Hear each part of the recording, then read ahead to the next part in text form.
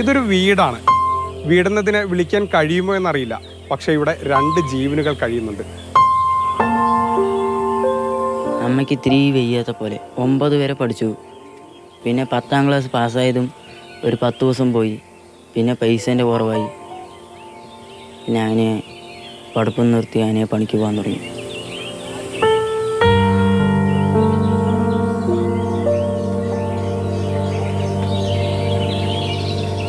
അപ്പോൾ ഇവരിൻ്റെ അവസ്ഥകൾ പറയുമ്പോൾ അതാ അപ്പോൾ നിങ്ങൾ കണ്ടല്ലോ കാര്യങ്ങളൊക്കെ. അപ്പോൾ ഇവർക്ക് നമ്മളിവിടെ ഗ്രാമസഭകളിലൊക്കെ പോയി പറഞ്ഞതാണ്.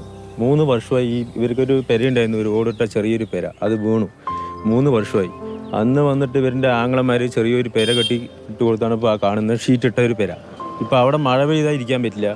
പാമ്പും പഴുതാരുകളും പോണ പോലെയാണ് ഇപ്പോഴത്തെ അവസ്ഥ. അവൻ്റെ ഭയങ്കര മോശം, പരിതാപകരമായ മോശമാണ്. ഫസ്റ്റ് ഷീറ്റ് ഇട്ടപ്പോൾ അത്ര ഇതുണ്ടായിരുന്നില്ല. പിന്നെ ഷീറ്റൊക്കെ പൊളിഞ്ഞതും ഇവിടെ കടന്നതും അതിനെ ഒറ്റാൻ തുടങ്ങി എല്ലാവിടെയും. ഈ വീട് നല്ല രീതിയിൽ ഇരുന്ന സമയത്ത് നല്ല വീട്ടു ജോലിക്ക് പോയിട്ട് നല്ല ജീവിച്ച ആളിനെയായിരുന്നു.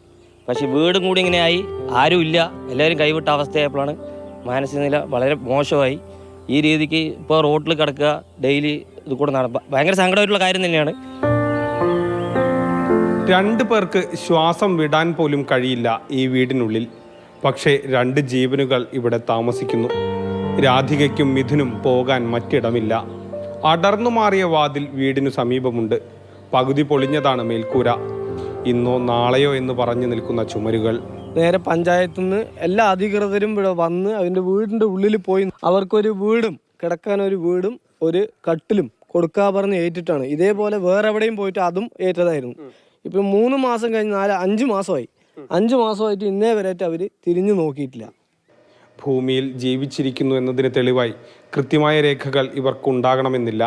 പക്ഷേ ഇവരും മനുഷ്യരാണ്, ഭൂമിയുടെ അവകാശികൾ.